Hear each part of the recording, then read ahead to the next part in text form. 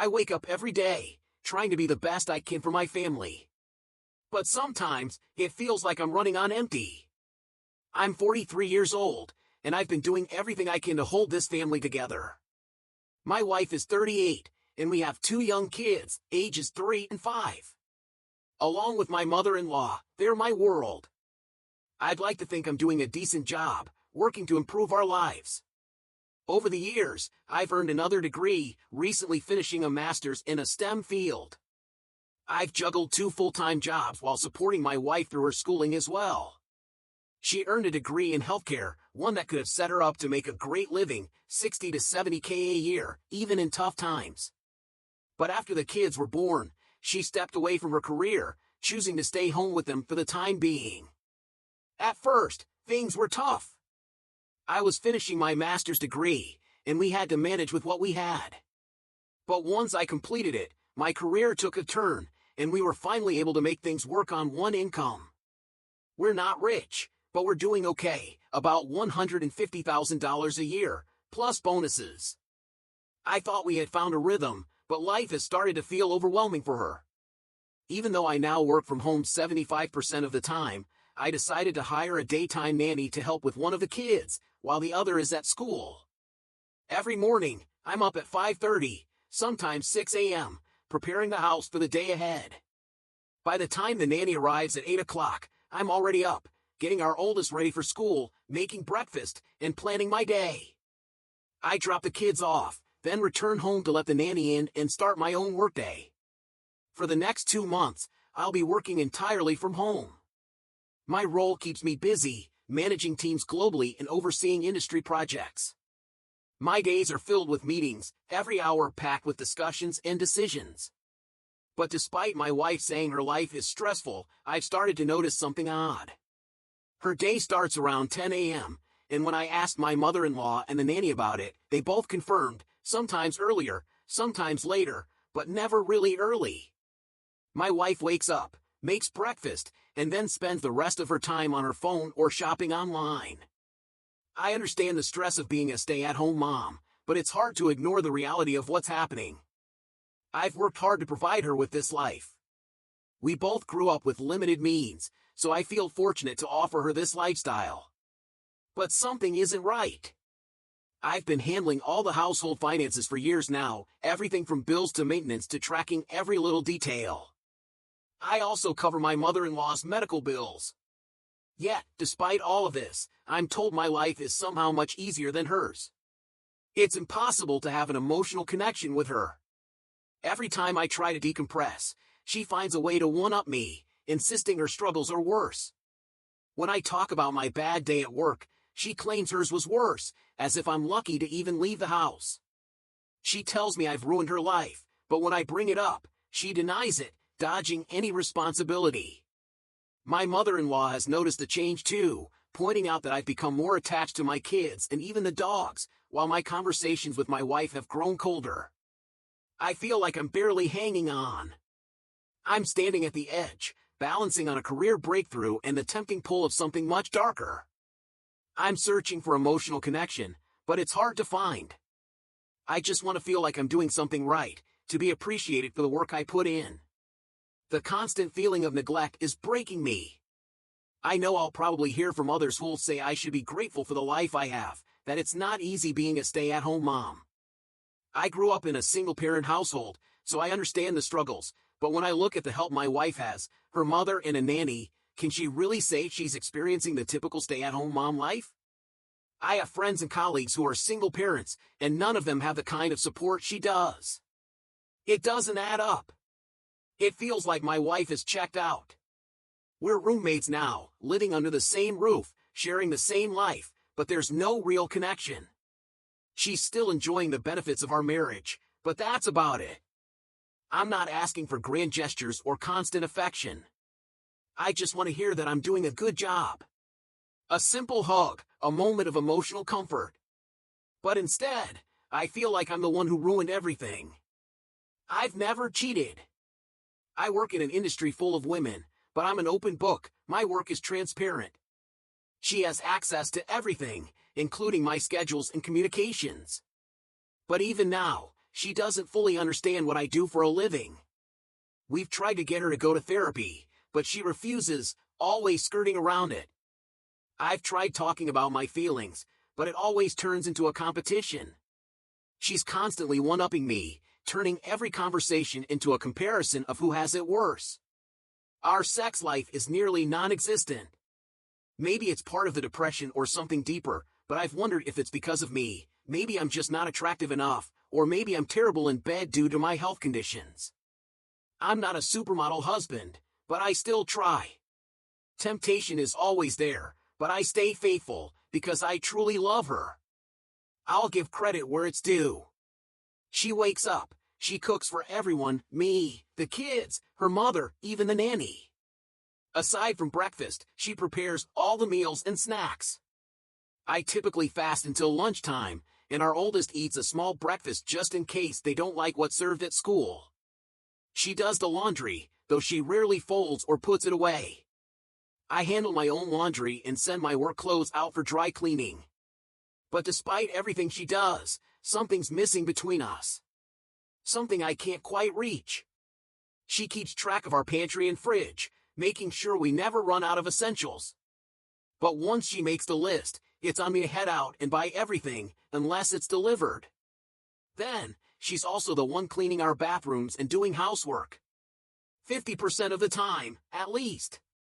The other half of the work falls on me, my mother-in-law, or sometimes even the nanny, whenever she feels like being extra helpful. Before we hired a nanny, my mother-in-law was the main support for my wife, until her unexpected medical issues arose. I decided to bring in a nanny to help both of them out, especially while my mother-in-law was undergoing treatments and recovery. I'm not sure if anyone's going to read this, but I'm grateful for those who've reached out and struck up conversations. While I've kept my newfound friends here updated, I figured I'd give a quick update myself and keep it brief. I showed my wife my post the weekend after, and she read through all of it, including the comments. The result? A long argument. She left our house to stay with her sister, and I've been a single parent ever since. It's hard to say, but it's been the same routine, aside from the occasional goodnight to our kids, nothing else has changed. But, thank you to everyone for your kind words of encouragement. I should add that this post grew far beyond what I expected. It started out as a vent, but now I've responded to a few comments. Still, I'm grateful for the comments and DMs, especially the ones offering to let me ruin your life. That's been the highlight of my day. Now, as I sit here, drinking with my dog while everyone else sleeps, I can't shake the overwhelming sadness. It's almost depressing to think that I'm turning to random strangers online for validation, just to cope with my own struggles. My apologies if that sounds too bleak. I've tried to keep this vague, but I wanted to update those of you who've been kind enough to check in through DMs and comments.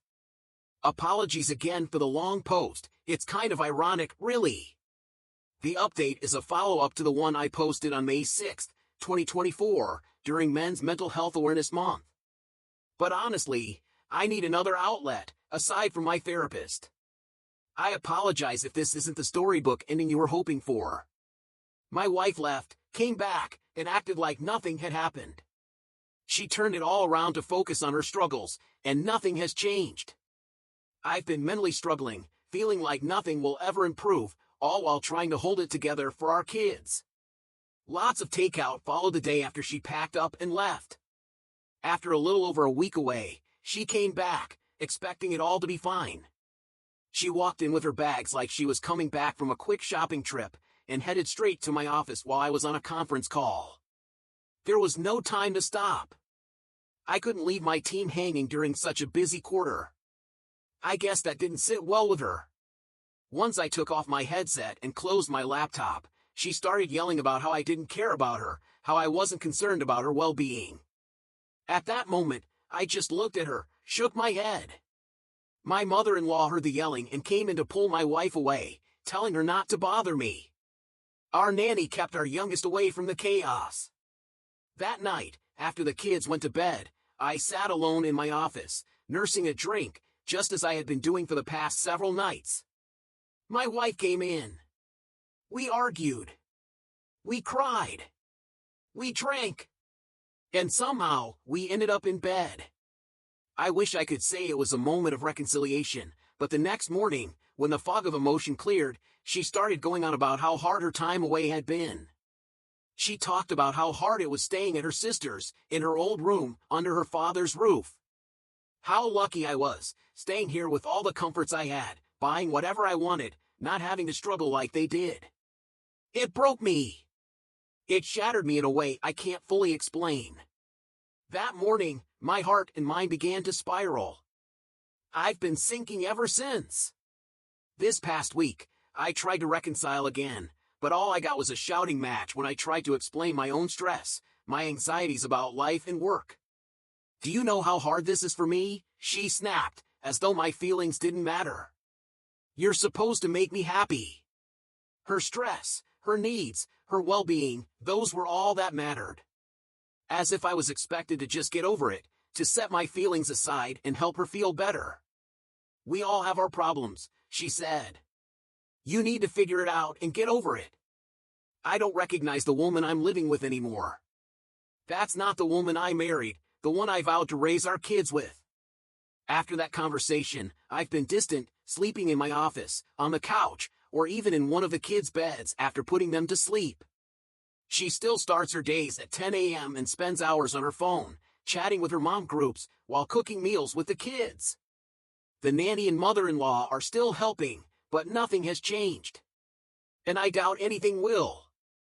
Even if we got a divorce, I honestly don't think anything would change. The days would feel just as they did when she was gone, just a bit more takeout than usual. My biggest fear isn't losing my wife, it's losing my kids in the process. So, I guess the grand finale of my story is this: like many others I've talked to, I'll just keep smiling and suffering in silence. There's a certain weight to the thought of preparing for the worst. Contingency plans. I have them. And not just one. 3. I've spoken with a lawyer, ensured I know exactly what rights we all have, and made sure there's a settlement draft sitting in the background, ready for the moment I need it. The truth is, I know what I want, and I'm willing to give more than what's fair, as long as it's for the sake of the kids. But if it comes down to it, if we have to go to court, that's on me. It's my decision. And yeah, I'll admit it, I'm stubborn. Too stubborn. It's painful. I can't just let go. So, even as I suffer in silence, I endure. For them. For the kids. So their world can stay as normal as possible. So their routines stay unshaken. To ensure that her treatments stay uninterrupted. And maybe, just maybe, there's that faint hope I hold on to, that my wife might finally agree to therapy. Maybe we can find a way to climb out of this darkness together. But then, things change. New updates flood in. The wife's done. She says it outright. She's not in front of a therapist, not in front of family, not in front of anyone. Father's Day dinner? Yeah, she serves it up all right. But it's anger, not love. She's playing the role of perfection, while I'm here, still standing, waiting. Waiting and doing the work of 2 people, taking care of the family, the kids, my mom, my mother-in-law. It's like this, twisted feeling. I could destroy everything. I could ruin everyone's life, too. But for what? What would that do? And then there's the confusion, the things people assume. The degrees. I never got 2 bachelors and a master's all at once, not in some whirlwind. No, I got my first bachelor's in the early 2000s. The second? That came through online classes, stretched over years, taking just 2 classes each semester. Meanwhile, I was holding down 2 full-time jobs. 2. The first, a job at a hospital with a 36 to 48-hour schedule. The second, a gig at a big box store, where I was clocking in 32 to 40 hours a week, 7 days a week. All of that was so I could pay for my education and for hers. She wanted to go back to school, and I supported her every step of the way. I worked tirelessly to make sure she had the chance. She never worked much during that time. She did work once, for a day, 5 months ago. A single shift. But it was barely even a job. Just enough to keep the license. Meanwhile, I pushed to make sure our finances were steady. I made sure that I was doing my part, and when it came time to transition, I did that, too. I worked one job, so I could pursue my master's degree. But no! I never earned 3 degrees in rapid succession. Not at all. It's strange that I even have to clarify this, but I do. Working 2 jobs while going to school isn't rare, right? At least, that's what I thought. She, on the other hand, doesn't work at all. Oh, she has a job, technically. But it's hardly worth mentioning. She gets to pick and choose when to work, and even then, she does the bare minimum. Barely enough to keep up with what's required. She's got a supportive circle, sure. But she complains about her career being on hold, even though she could easily work more if she wanted to.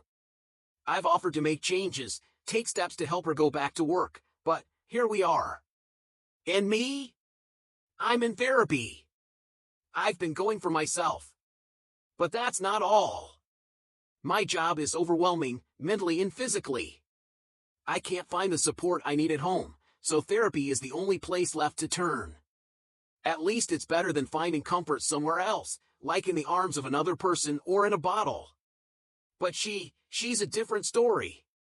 She's got a habit of one-upping me, always making me feel smaller. Yet here we are. The in-laws have moved in to help. My mother-in-law's here, stepping in while my wife goes through treatments. My sister-in-law and her family moved in with their parents to save money and get back on their feet, and the plan works out, because my wife's mom's help allows me to keep an eye on things, on her. We're just trying to manage. But the real issue here? My wife. She's always been tough to deal with. She's highly suspected to have PPD, and then there's the history of symptomatic OCD, ADHD, all the things she refused to acknowledge or accept. I knew what I was getting into when I married her, and I loved her with those flaws. Just like she loved me, flaws and all. But here we are. Still stuck. Some might say it's my fault. That I'm living under my wife's shadow, enduring too much. And sure, I respect other people's opinions, but let me say this, if this was just about my life, I would have walked away long ago. But it's not just about me. It's about my kids. They're everything. I'd take a bullet for them. In the literal sense, yes, but also in the metaphorical one. I'm here to protect them. To shield them from anything that might hurt them. And that's why I'm still here. Thank you. To everyone who's reached out. Whether you've been a stranger, or someone I've built a connection with along the way.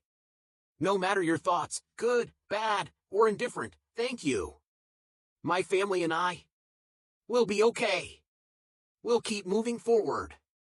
The end of an era, it's harder to put into words than I imagined. Honestly, this part of the journey feels like it will be shorter than most expect, mainly because there isn't a lot left to say. Still, some of you might have lingering questions, and I suppose I should give you all that satisfying I told you so moment you've been waiting for, especially for those on Reddit who might have seen it coming. After a lot of pushing from my family, an intervention of sorts, my wife and I finally gave marriage counseling a shot. I'm sure you can guess how it went. Tears, regrets, accusations, and a glimpse into what I've become, the man responsible for the misery and chaos she feels. Only this time, it wasn't on Reddit or a mom group.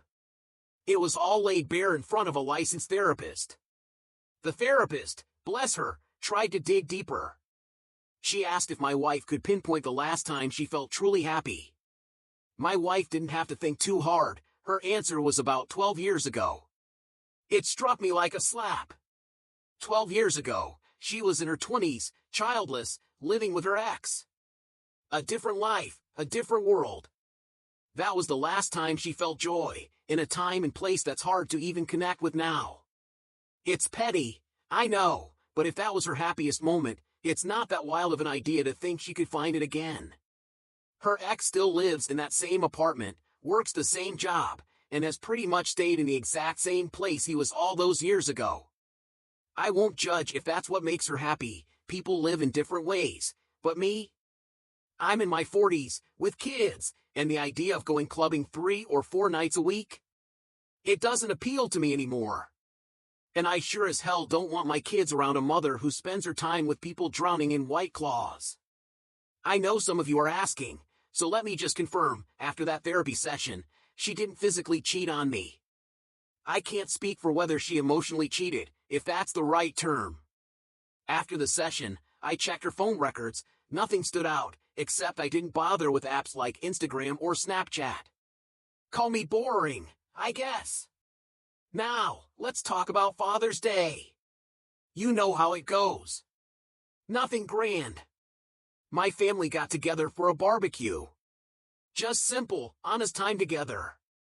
But my wife treated it like any other day, slept in, got up, cooked, shopped on her phone, and barely engaged with the family. At some point, she complained of feeling sick and mostly sat around while the rest of us made the best of the day. When we finally gathered at the table, the whole family together, her parents, her sister's family, my mother, and our kids, it was a great spread. Nothing fancy, but everyone seemed to enjoy the meal. I was talking to my brother-in-law about our kids' Father's Day school activities, and I made a comment about how it was a little sad seeing kids sitting alone, without their fathers, during a breakfast I attended with my son. That's when my wife chimed in, loud enough for everyone to hear. Breakfast with Dad? It's not like you do anything anyway. I could have gone. I froze. That hit me like a punch to the gut. The entire room went silent. I didn't know what to say. I sat there, processing her words, as my mother-in-law broke the silence. Well, maybe if you feel that way, one of you should divorce the other, she said, her words cutting through the tension. My wife looked at her mom, clearly confused by her response. Then she laughed, mockingly pointed at me, and said, as if another woman would want a man like him. Just look at you. The silence that followed felt suffocating. I was angry, heartbroken, confused, and embarrassed. All at once. What did I do? In true manly man fashion, I nodded, stood up, grabbed my keys, and walked out. I didn't want to be around anyone. I got into my truck and drove off, trying to drown out the sound of my family, my kids, begging me to stay. I don't know what happened after that. I didn't check the house cameras, didn't want to know. But when I came back early Monday morning, the house felt different. Empty. I did my usual routine, woke up early, got our oldest ready for school, checked emails, nothing out of the ordinary. As I was getting dressed, my wife lay in bed, snoring lightly. I just stood there, looking at her, thinking about what we had, and what was now lost. And that was the turning point. I couldn't do it anymore. I was done. I texted my lawyer that morning to start the process. The clock was ticking. Fast forward to last week. She was served at our home. I had to be there, since I work from home. I could hardly look at her as she came into my office, screaming. How could you do this to me? She cried. Her mother stepped in, but it didn't matter. My wife turned everything around, acting as if I had turned her entire family against her. I don't think I would have felt bad if it wasn't for what came next. The rest of the week, she started acting like the wife and mother she should have been these past few years. I won't say she's making an attempt, but she's made many attempts before. They always fall apart. For those of you wondering, yes, I'm aiming for full, or at least majority, custody of our kids. I've already been paying for all their expenses, medical bills, tuition, insurance, everything. Our kids will be attending private schools come fall. My mother-in-law has been a huge support for me, and honestly, I look up to her. She's the mother and wife I wish my wife could have been. Out of respect for my mother-in-law and my own mom, I'll continue helping with her treatments if needed. I'm not heartless. I know how hard it is dealing with cancer, and I've been on both sides of that struggle. I'm prepared for a long battle if it comes to that. But honestly, I just want a clean divorce. No drama. No alimony for her, she's got a job, and we live in a state that doesn't enforce alimony. I'll cover her insurance and bills until the divorce is finalized, or until she finds full employment. So, that's it. I'm done. We'll see where this goes from here, but I'm ready for whatever comes. Thanks for listening, and I guess we'll see if there's more to update once it's all finalized. It might be a while, depending on how things play out.